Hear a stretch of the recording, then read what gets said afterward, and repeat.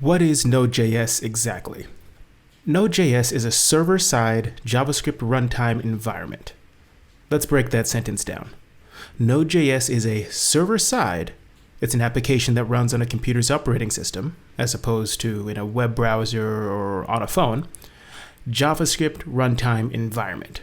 It's an application that looks at JavaScript, decides which JavaScript files or commands should be executed and when, and then sends that JavaScript to an embedded JavaScript engine, V8, for execution on the computer.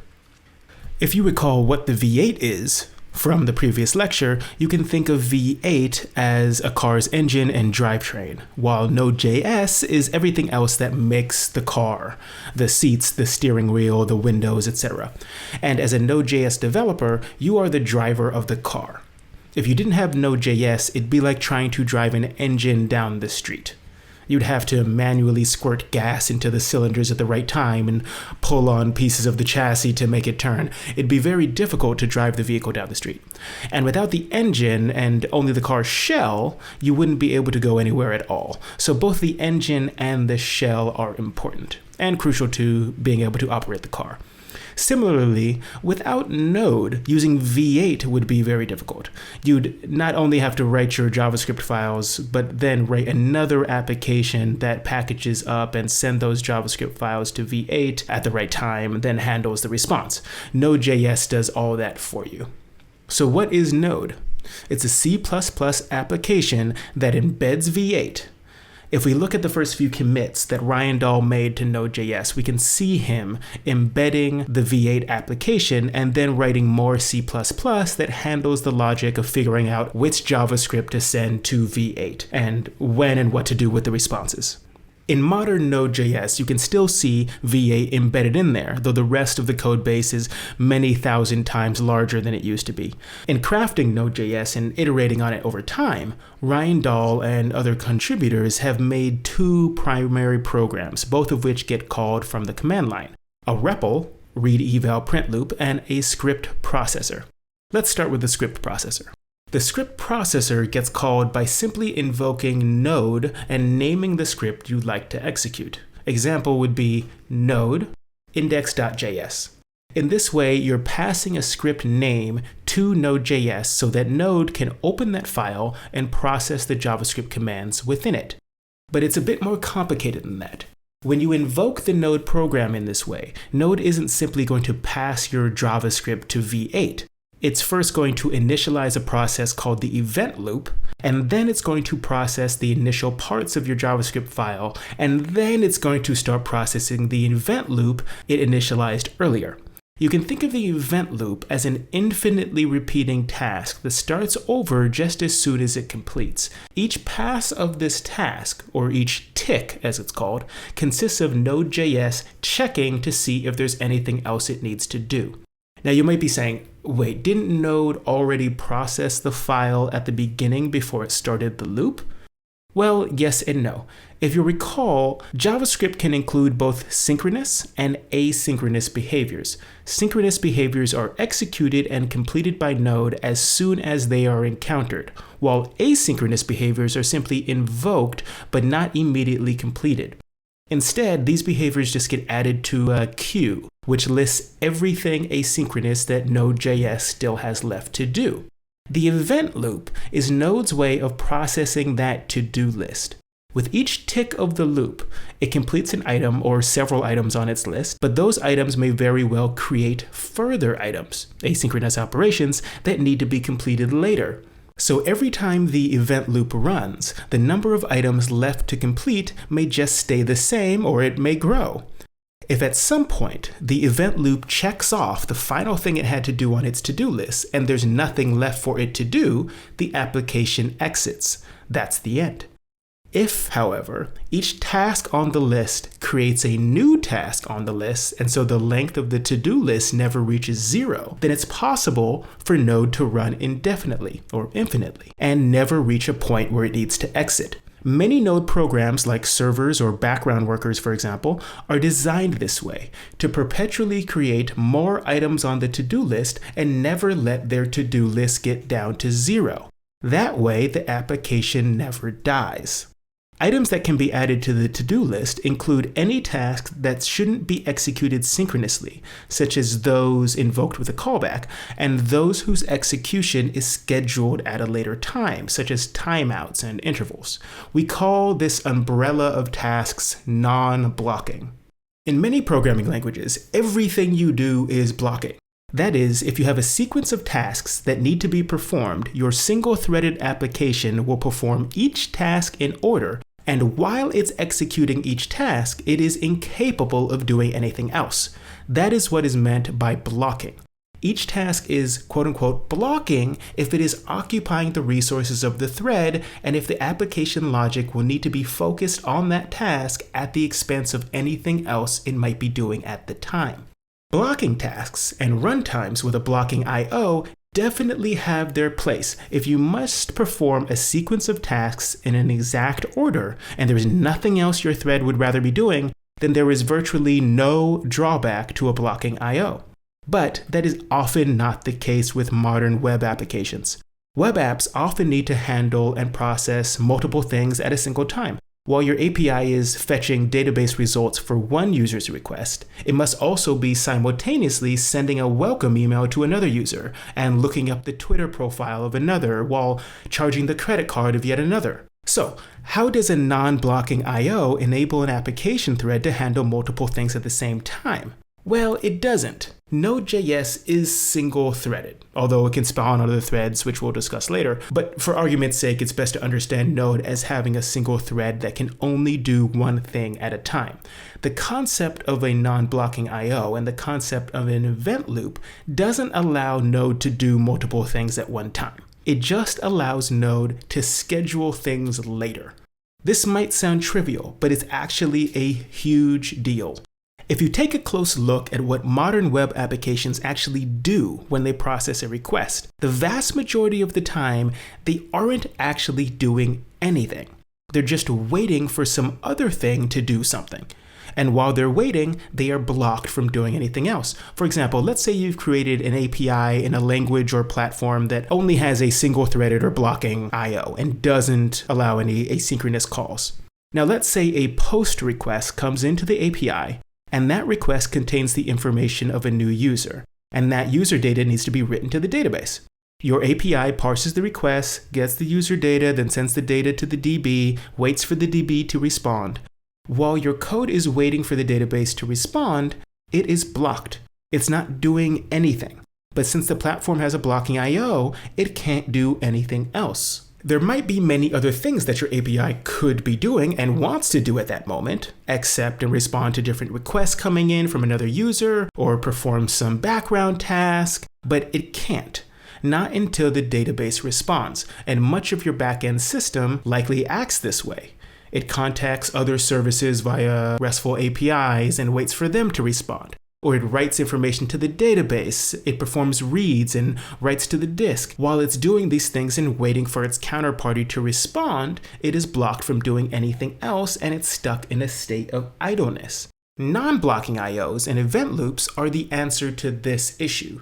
You see, when Node is faced with processing the same API request, it will take in the user data, parse it synchronously, just like any other API, but then when it needs to send that information to the database, it will send off the information to the DB, then put an item on its to-do list saying, whenever the database responds, process the response. So now, while the database is processing the data, the Node.js thread will move on to its other tasks, process other user requests, etc. When the database finally responds, the event loop processor will see, oh, I just got a response from the database and I have a to-do list item saying to send that response to this function over here. So I'm going to do that now.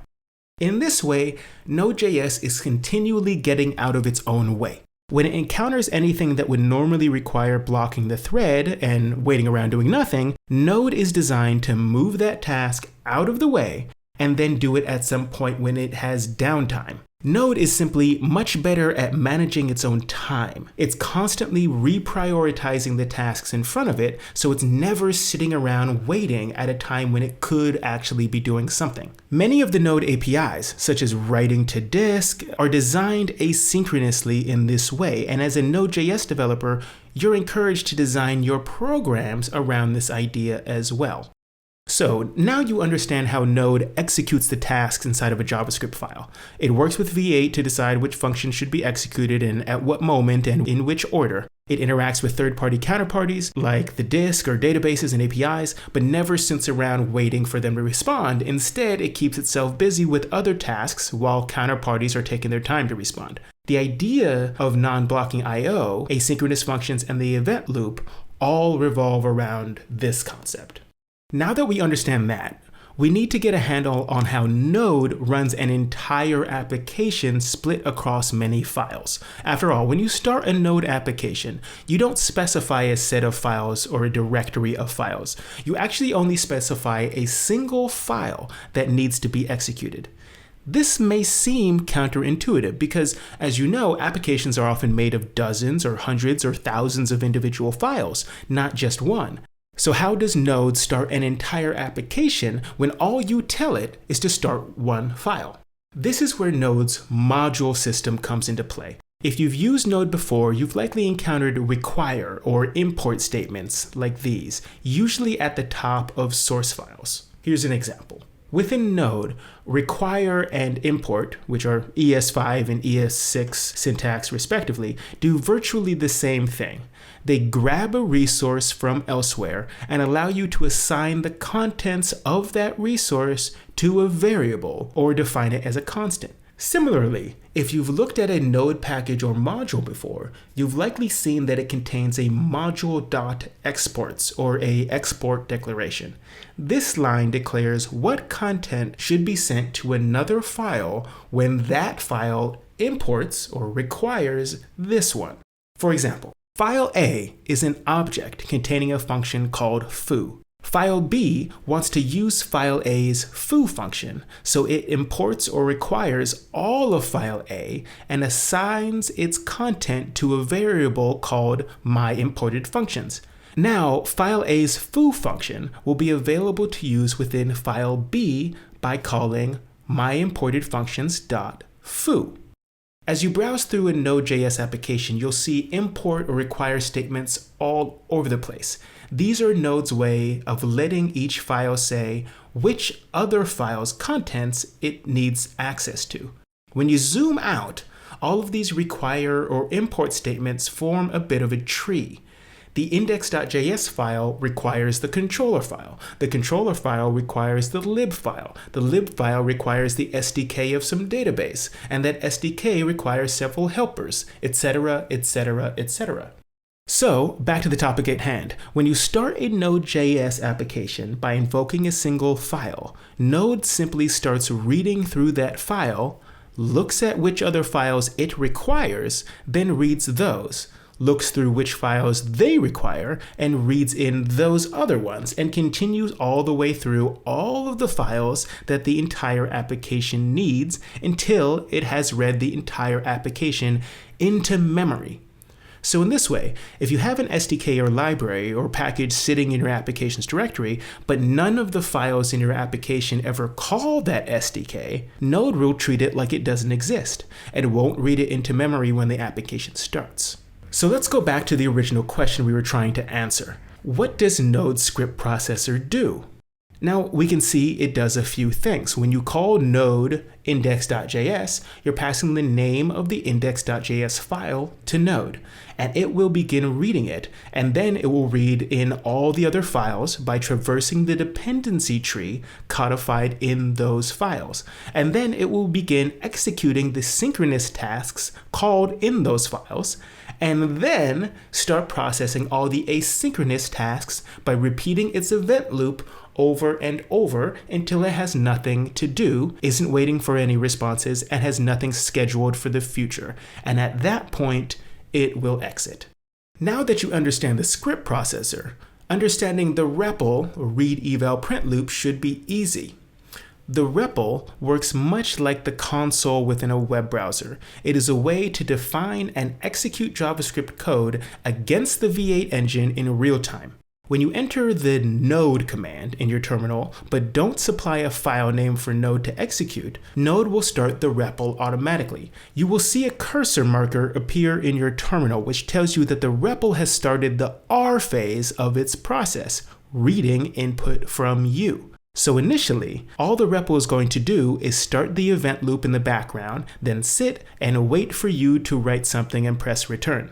Here, you can write any statements that you could write in a Node.js JavaScript file. The caveat is, line breaks within strings may need to be escaped with a backslash before you press return.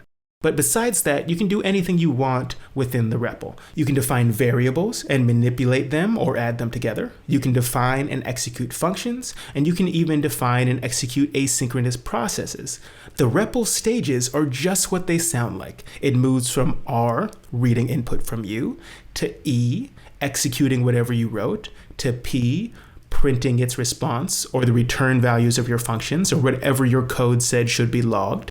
And then it does L. It loops back up to the top and repeats that process again. All of Node.js is made available to you within the command line, including requiring and importing modules. So that is how Node works. Now let's take a closer look at a sample Node.js application and walk you through the pieces that you see there.